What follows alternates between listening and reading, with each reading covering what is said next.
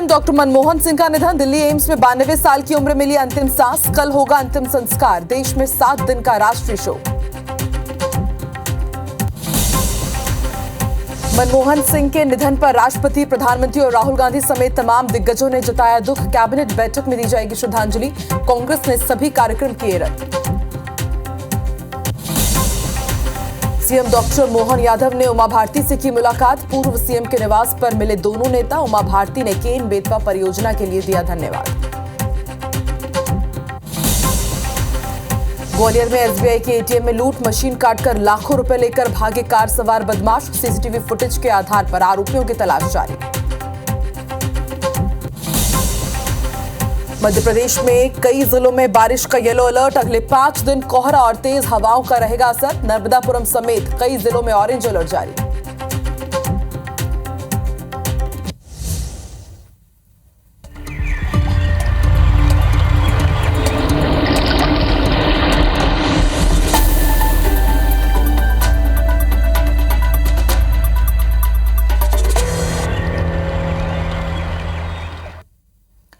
नमस्कार, good morning. सुबह के 8 बज रहे हैं और वक्त हो गया है मध्य प्रदेश के नंबर 1 बुलेटिन का, गुड मॉर्निंग मध्य प्रदेश का। तो आज मध्य प्रदेश में क्या खास रहने वाला है, मध्य प्रदेश की हर बड़ी खबर का पूरा अपडेट आपको मिलेगा गुड मॉर्निंग मध्य प्रदेश में। और इस बुलेटिन की शुरुआत करेंगे ग्वालियर से मिल रही बड़ी खबर के साथ। एटीएम से लाखों रुपए की लूट का मामला सामने आया है।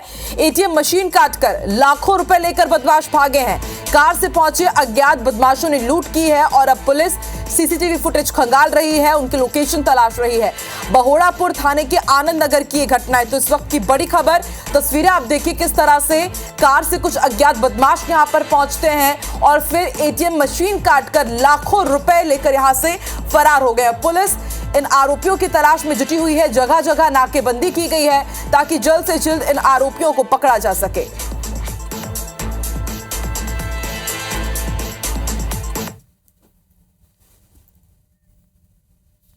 बोड़ापुर थाना क्षेत्र में आनंद नगर है। यहाँ पर एसबीआई का एक एटीएम था जिसमें रात में कटिंग हुई है। एसबीआई मतलब एटीएम की कटिंग करी है उन लोगों ने और अभी इसकी पुलिस द्वारा जांच की जा रही है। हाँ, सीसीटीवी फुटेज में दिख रहा है और क्लियर कर रहे हैं कि ये बदमाश वही है क्या। और सीधे रुक कर लेते हैं ग्वालियर का। महेंद्र कुशवाहा संवाददाता हमारे साथ लाइव जुड़ चुका है। महेंद्र, बदमाशों के हौसले कितने बुलंद हैं कि ये रात के अंधेरे में पहुंचते हैं और एटीएम मशीन को काटकर लाखों रुपए लेकर फरार हो जाते हैं। पुलिस क्या कर रही है, कब तक इन आरोपियों तक पहुंच पाएगी पुलिस, क्या स्ट्रैटेजी अपनाई जा रही है और कितने लाख रुपए की इस वारदात को अंजाम दिया गया है लूट की? जी बता दूं कि ये बोड़ापुर के आनंद नगर की घटना है, जहाँ पर आप देख सकते हैं मेरे पीछे जो एसबीआई का एटीएम बना है, इसी में इसमें अज्ञात बदमाशों ने आज देर रात 3 बजे के लगभग इन्होंने अंजाम दिया है। एसबीआई के एटीएम काट कर लाखों रुपए इसमें रखे हुए थे, वहाँ काटने के बाद लेकर फरार हो गए हैं। साथ में सीसीटीवी फुटेज भी जो देखने को मिला, उसमें कार बदमाश है जो कि आए हैं, गैस कटर को भी लेकर आए हैं, गैस कटर को काट रहे हैं और काटने के बाद वहां से पूरे मशीन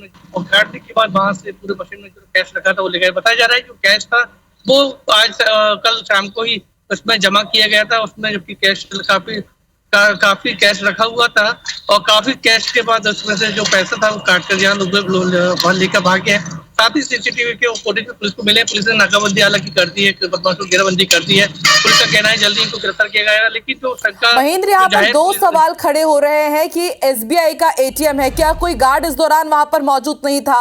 और दूसरी बात ये कि जैसा कि आप बता रहे हैं कि कल शाम ही यहाँ पर कैश डिपॉजिट किया गया था, यानी कि कोई अंदर का भी यहाँ पर अधिकारी कर्मचारी जुड़ा हो सकता है जिसे पता है कि इस एटीएम में कैश कल शाम को ही डाला गया और उसके बाद इस वारदात को अंजाम दिया गया ताकि बड़ी वारदात ये हो सके।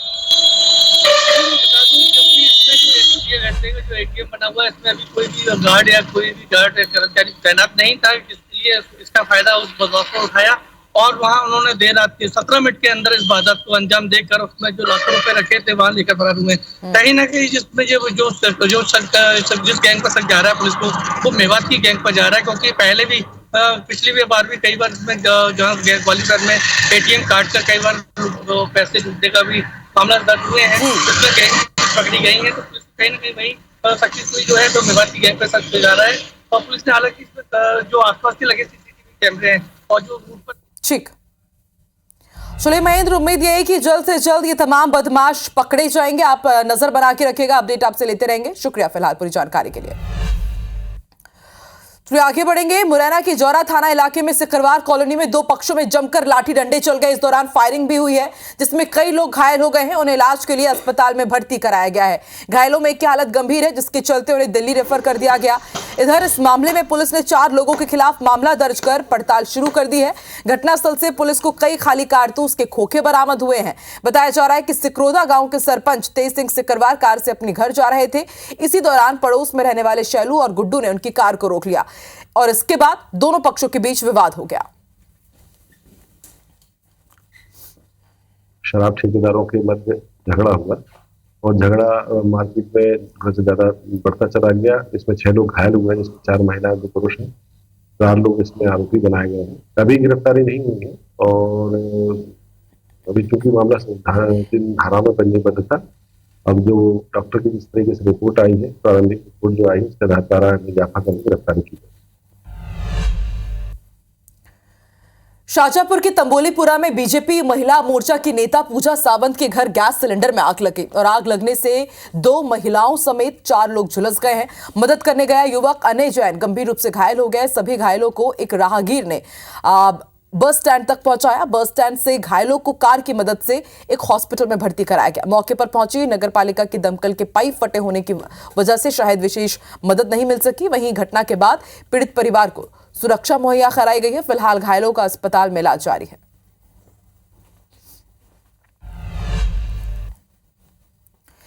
भोपाल डिस्ट्रिक्ट कोर्ट ने आरटीओ के पूर्व आरक्षक सौरभ शर्मा की अग्रिम जमानत याचिका खारिज कर दी है। सौरभ ने अपने वकील के जरिए अग्रिम जमानत याचिका फाइल की थी। वकील ने अदालत में दलील दी कि आरोपी लोक सेवक नहीं है, उसे अग्रिम जमानत का लाभ मिले, जिस पर फैसला सुनाते हुए कोर्ट ने अग्रिम जमानत याचिका खारिज कर दी है। वहीं वकील ने लोकायुक्त की कार्रवाई को गलत बताया है। वकील राकेश पराशर के मुताबिक सौरभ लोक सेवक नहीं है। इसके बाद भी लोकायुक्त ने उनके घर छापेमार कार्रवाई की, जिसे वो पूरी तरह से गलत बता रहे हैं। इसके साथ ही उनका यह भी कहना है कि जिस कार में सोना मिला वो सौरभ का नाम नहीं है। इस सोने से सौरभ का कोई लेना देना नहीं है। अग्रिम जमानत मिल जाएगी, हम पूरा सहयोग करेंगे और जो माननीय न्यायालय शर्त लगाएगा उसका पालन करेंगे। जो लोक सेवक ही नहीं है, जो लोक सेवक के दायरे में नहीं आता, उसके आप छापड़ा नहीं डाल सकते। मेरा सवाल ये है, ये क्वेश्चन मेरा आखिरी तक रहेगा। माननीय अदालत को हमने बताया कि ये सोना होना हमारा कुछ नहीं है, हम अपना हिसाब बताएंगे। जो अगर जो आय से अधिक संपत्ति का मामला होता है हिसाब बताएंगे, उसमें क्या होता है। इन्वेस्टिगेशन में सहयोग करने को तैयार है, इसलिए हम अदालत की शरण में आए हुए हैं। इधर मध्य प्रदेश में सौरभ शर्मा के मामले में सियासी सरगर्मियां भी तेज है। कांग्रेस के आरोप के बाद अब उप मुख्यमंत्री राजेंद्र शुक्ल और कैबिनेट मंत्री गोविंद सिंह राजपूत ने भी जमकर पलटवार किया। मीडिया से चर्चा में डिप्टी सीएम राजेंद्र शुक्ल ने कहा कि पूरे मामले को लेकर एजेंसी काम कर रही है, सरकार काम कर रही है, इसलिए इस प्रकार के लोग पकड़े जा रहे हैं। तो वही कैबिनेट मिनिस्टर गोविंद सिंह राजपूत का कहना है कि दिग्विजय सिंह की बातों को कोई भी गंभीरता से नहीं लेता। उन्होंने कहा कि जिसके घर शीशे के हो वो दूसरे के घर में पत्थर नहीं मारते। जांच एजेंसियां काम कर रही है। देखिए, इसमें एजेंसियां जांच कर रही हैं, इसमें कोई भी बोलना किसी का राजनीतिक कारणों से बयानबाजी भले लोग करें, लेकिन केंद्र और राज्य सरकार जीरो टॉलरेंस पर काम कर रही है। दिग्विजय सिंह जी जो कह रहे हैं उसका जवाब मैंने आपको दे दिया। वो जांच एजेंसियां काम कर रही हैं। तो इंदौर में प्रशासन लाख दावे कर ले कि चाइनीज मांझे पर रोक लगा दी गई है, लेकिन लगातार हो रही घटनाओं से दावों की पोल खुल जाती है। इंदौर के छतरीपुरा थाना क्षेत्र में एक बार फिर एक महिला चाइनीज मांझे के कारण गंभीर रूप से घायल हुई है। महिला के गले में 22 टांके लगे हैं। दरअसल इंदौर के व्यापारी अपनी पत्नी के साथ स्कूटर से जा रहे थे। इसी दौरान अचानक चाइनीज मांझा उनकी पत्नी के गले में लग गया, जिसके चलते वो चीख पड़ी। पत्नी गंभीर रूप से घायल हो चुकी थी। उसके बाद व्यापारी अपनी पत्नी को लेकर अस्पताल पहुंचे और उन्हें 22 टांके लगे हैं। इस पूरी घटना की शिकायत व्यापारी ने सीएम हेल्पलाइन पर भी की है, ताकि शहर में चाइनीज मांझे पर सख्त कार्रवाई हो सके।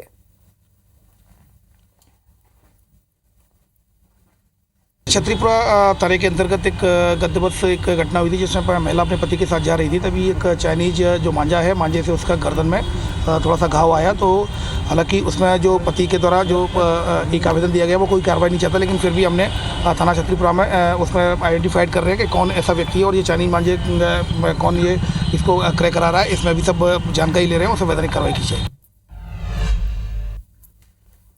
इधर उज्जैन के महाकाल मंदिर में श्रद्धालुओं से ठगी का बड़ा मामला सामने आया है। पुलिस ने पूछताछ के दौरान गिरफ्तार आरोपियों ने गिरोह के 6 अन्य सदस्यों के नाम उजागर किए हैं। इसमें जिला प्रोटोकॉल अधिकारी अभिषेक भार्गव, महाकाल मंदिर प्रोटोकॉल प्रभारी राजेंद्र सिसोदिया, मंदिर आईटी सेल प्रभारी राजकुमार सिंह, भस्म आरती प्रभारी रितेश शर्मा और क्रिस्टल कंपनी के 2 सुरक्षा कर्मी शामिल हैं। बता दें कि महाकाल थाना पुलिस ने 4 दिन पहले इस मामले में केस दर्ज किया था। जांच कलेक्टर के निर्देश पर की गई थी, एसडीएम ने कराई थी। इसके बाद पुलिस ने ठगी के आरोप में राकेश श्रीवास्तव और विनोद चौकसी को गिरफ्तार किया था और अब खुलासा हुआ है कि 6 लोग नेक्सस बना करके पूरा काम करते थे। आरती दर्शन के नाम पर लोगों को ठगा जा रहा था। राकेश श्रीवास्तव और विनोद चौकसी, आज उनका पुलिस रिमांड खत्म हो रहा है, उनको आज कोर्ट पेश किया जा रहा है। उनसे पूछताछ में उनके कई खाते हैं जो हम लोगों ने ट्रांजैक्शन का एनालिसिस किया है। कुछ अन्य लोगों को आज आरोपी बनाया गया, जिसमें जो भस्म आरती प्रभारी हैं, जो उनके भी डेटा निकाल के उनका भी एनालिसिस अब किया जाएगा। और अब बात करेंगे भोपाल की, जहां कोहरे और धुंध के चलते विजिबिलिटी घटी और पोल्यूशन ग्राफ फिर से बढ़ता नजर आ रहा है। राजधानी का AQI लेवल 300 के पार है। सुबह सुबह शहर की ईदगाह हिल्स में 332, पर्यावरण परिसर में 308, टीटी नगर में 332 AQI लेवल दर्ज किया गया। वहीं सागर में 361, देवास में 356, सिंगरौली में 318 AQI लेवल दर्ज हुआ है। स्थिति का जायजा लिया IBC 24 संवाददाता साक्षी त्रिपाठी ने। राजधानी में जैसे ही ठंड बढ़ रही है, धीरे धीरे जो राजधानी की आबो हवा है वो भी खराब होते नजर आ रही है। लगातार कोहरा बढ़ने के चलते राजधानी की आबो हवा खराब होते नजर आ रही है। इस वक्त आप देख सकते हैं कि पोल्यूशन कंट्रोल बोर्ड का जो बोर्ड है, यहाँ पर जो वायु गुणवत्ता है यानी कि AQI लेवल है वो 309 दिखाई दे रहा है। पिछले 1 हफ्ते से लगातार जो AQI लेवल है वो काफ़ी ज़्यादा बढ़ा हुआ है। अलग अलग इलाकों की हम बात करें राजधानी भोपाल की, तो शहर के अलग अलग इलाकों में AQI लेवल 300 के पार बनते नजर आ रहा है।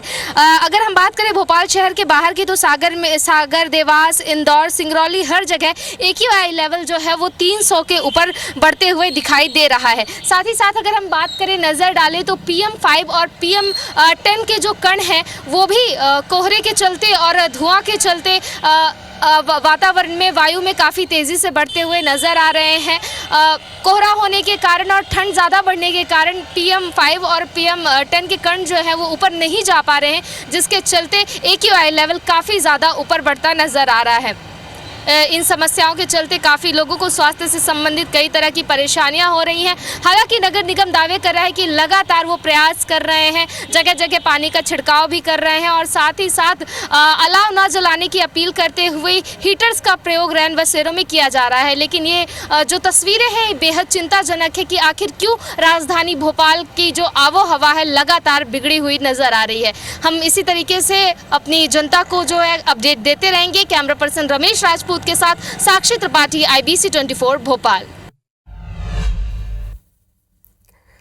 वर्षों पुराने Indore Dahod rail line project का काम पिछले 2 साल से युद्ध स्तर पर चल रहा है। 204 किलोमीटर लंबे इस प्रोजेक्ट को अलग अलग सेक्शन में पूरा किया जा रहा है। इंदौर टीही सेक्शन पर रेल कनेक्टिविटी होने के बाद अब टीही धार सेक्शन का काम जारी है। इस सेक्शन को मई तक पूरा करने का टारगेट है। इसे पूरा करने के लिए 1000 कर्मचारी दिन रात काम कर रहे हैं। सेक्शन का सबसे खास हिस्सा टीही टनल है, जिसकी फिनिशिंग का काम अभी चल रहा है। हर दिन 6 मीटर में फिनिशिंग का काम हो रहा है। फिनिशिंग के बाद ब्लास्टलेस ट्रैक बिछाया जाएगा।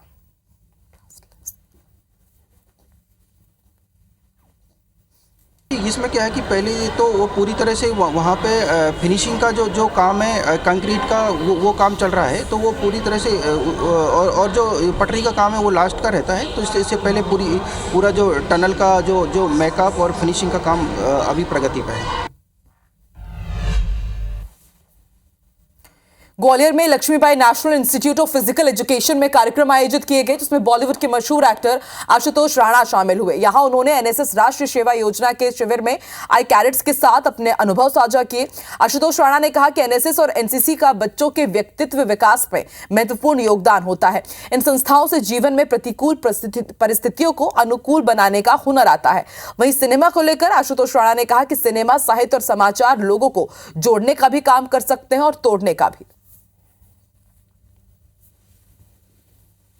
किसी भी बच्चे के व्यक्तित्व विकास में एनएसएस और एनसीसी, तो हमारे बच्चों को निश्चित रूप से एनएसएस और एनसीसी ज्वाइन करनी चाहिए, क्योंकि हमारे जीवन में प्रतिकूल परिस्थितियों को अनुकूल में रूपांतरित करने का अगर हुनर आता है तो कहीं ना कहीं ऐसे ही शिविर और ऐसे ही संस्थान और ऐसी ही व्यवस्था हमारे अंदर प्रदान करती है।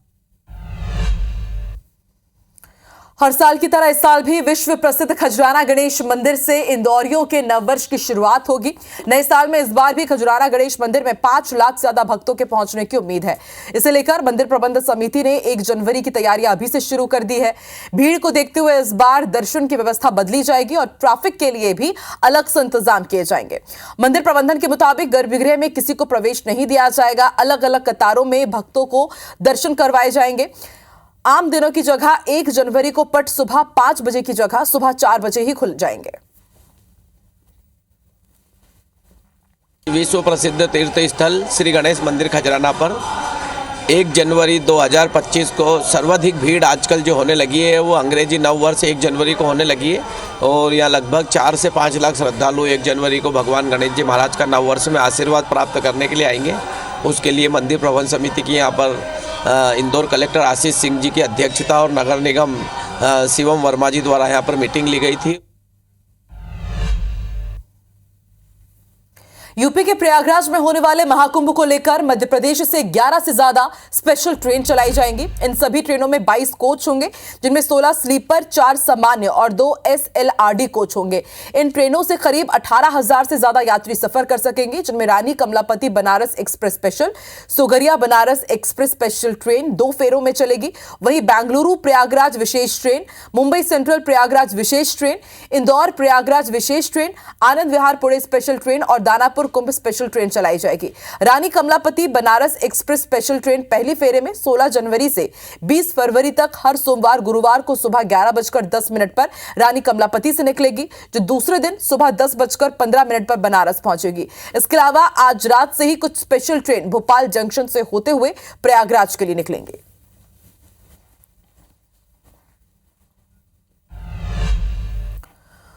और अब आपको जबलपुर से बेहद हैरान करने वाली तस्वीर दिखाते हैं। ट्रेन की बोगी के नीचे छिपकर युवक ने 250 किलोमीटर का सफर पूरा किया है। तो ये तस्वीरें आपको हैरान कर सकती है। आप देखिए, इटारसी से जबलपुर तक युवक ने सफर किया। S4 कोच के नीचे युवक छुपा हुआ था। जांच के दौरान रेलवे कर्मचारी की युवक पर नजर पड़ी और उसके बाद आप देखिए किस तरह से लोको पायलट को सूचना दिया गया, ट्रेन को रुकवाया गया और फिर नीचे छुपे हुए युवक को बाहर निकाला गया। पूछताछ में युवक ने बताया कि उसके पास टिकट पैसे नहीं थे। आरपीएफ मामले की जांच कर रही है। युवक के बारे में भी पतासाजी की जा रही थी। तस्वीरें विचलित करने वाली है। S4 कोच के नीचे छिपकर आप सोचिए कितना खतरा मोल लेते हुए 250 किलोमीटर तक का इस युवक ने सफर किया। इटारसी से जबलपुर तक 250 किलोमीटर। इसी तरह आप देखिए किस तरह से अंदर के जो इंटरनल पार्ट्स है चक्कू के बीच, जहां पर वो युवक बैठा हुआ था। 250 किलोमीटर का सफर भी इसने पूरा किया। जबलपुर से ये बेहद हैरान करने वाली तस्वीर सामने आई है। बोगी के नीचे ये छुपा हुआ था और फिर आरपीएफ अधिकारियों की नजर इस पर पड़ी तो इसे यहां से बाहर निकाला गया और इसने एक ये बात कही कि इसके पास सफर करने के पैसे नहीं थे, इसलिए इस तरह से इसने जोखिम उठाया। S4 कोच के नीचे आप देखिए किस तरह से नीचे ये सफर कर रहा था। ट्रॉली में ये तस्वीरें तेजी से वायरल हो रही है और कई सवाल खड़े करती है कि एक तरफ हम कहते हैं कि ट्रेन बेहद सुलभ है, लोगों के लिए आसानी से उन्हें कहीं पर भी पहुंचाया जा सकता है, लेकिन इस तरह इस युवक के पास इतने भी पैसे नहीं थे कि वो इस ट्रेन में सफर कर सके।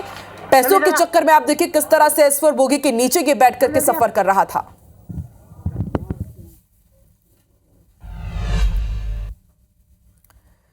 इधर पन्ना टाइगर रिजर्व में भालू का सामना बाघ से हो गया। वो दोनों एक दूसरे को दहाड़ते हुए नजर आए। दरअसल पन्ना टाइगर रिजर्व बाघों को लेकर लगातार सुर्खियों में बना हुआ है और एक बार फिर से सोशल मीडिया पर तेजी से ये वीडियो वायरल है। इसमें आप देखिए किस तरह से भालू और बाघ आमने सामने हैं। बाघ भालू को देखकर दहाड़ने लगता है तो भालू भी उछल कूद करता हुआ नजर आता है। पर्यटकों को दोनों वन्य प्राणी की प्रतिक्रिया गजब लगी और अब यह आकर्षण का केंद्र बना हुआ है। लगातार इसे वायरल किया जा रहा है। इस नजारे का पर्यटकों ने वीडियो बनाया और सोशल मीडिया पर अपलोड किया है।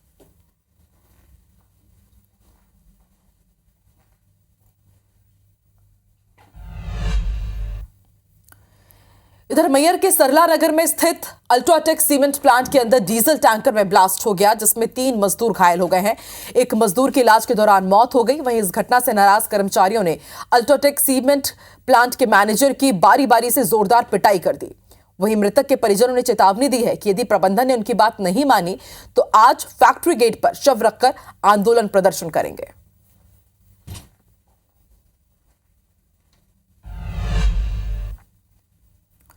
मध्य प्रदेश में सरकार के 1 साल पूरे होने पर सीएम डॉक्टर मोहन यादव के नेतृत्व में महामंथन किया गया।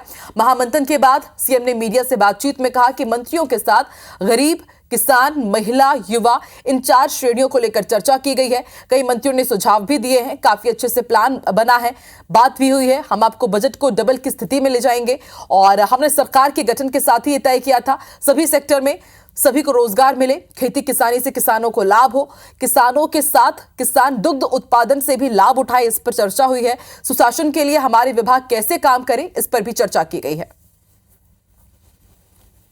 मंथन नाम के बैठक के आधार पर पहली बार हमने बैठक की है और कई सारे मंत्रीगणों ने सुझाव भी दिए और इन सुझावों को भी जोड़ते हुए जो प्रस्तुतिकरण किया गया उसमें भविष्य की दृष्टि से मध्य प्रदेश बेहतर से बेहतर स्थिति में बनकर आए और आर्थिक व्यवस्था में भी ये अग्रगण्य अपने इकोनॉमी को धारण करे, इस दिशा में काफ़ी अच्छे से प्लान भी हुआ है। और इस वक्त की बेहद बड़ी खबर आपको इंदौर से बता दें, IBC 24 की खबर का असर हुआ है। युग पुरुष धाम आश्रम की मान्यता निरस्त कर दी गई है। सामाजिक न्याय विभाग ने पिछले दिनों शासन के सामने प्रस्ताव इसके लिए रखा था। उज्जैन के सेवाधाम आश्रम में युग पुरुष के 86 दिव्यांग बच्चे रहेंगे। हैजा बीमारी से जून जुलाई में हमने आपको जानकारी दी थी कि एक एक करके 8 बच्चों की मौत हो गई थी और आश्रम में यहाँ पर घोर लापरवाही बरती थी। पिछले 2 महीने में भी 2 बच्चों की मौत हो चुकी है। आश्रम की बहुत बड़ी लापरवाही सामने आई थी। IBC 24 ने इस खबर को प्रमुखता से दिखाया और अब आप देखिए इसकी मान्यता निरस्त कर दी गई है, यानी कि युग पुरुष धाम के बच्चे अब दूसरे आश्रम में रखे जाएंगे ताकि वहां पर अच्छे से वो जीवन यापन कर सके।